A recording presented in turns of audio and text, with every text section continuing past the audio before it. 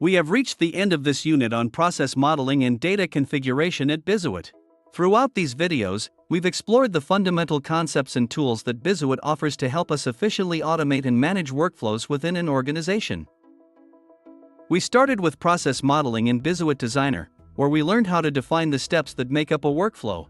Using elements such as activities, decisions, and time controls, we were able to build processes that are robust, traceable, and resilient. This approach allows us to clearly map each stage of the flow, ensuring that tasks are executed efficiently and within well-defined timeframes.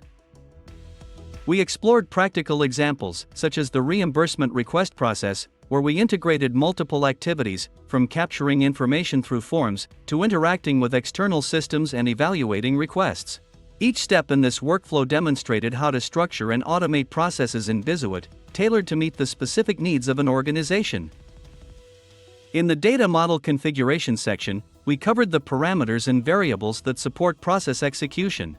We learned that input and output parameters are essential for receiving and returning key information, while internal variables allow us to store temporary data and manage the logic within the workflow.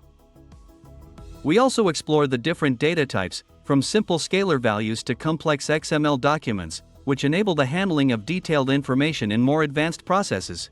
With these elements, we ensure that every process in BIZUIT has the data it needs to operate accurately and efficiently. Finally, we applied all these concepts in a case study on refund management.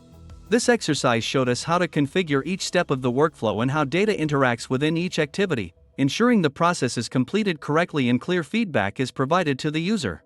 Thanks to these data modeling and configuration tools, you now have a solid foundation for create custom processes in BIZUIT tailored to your organization's needs.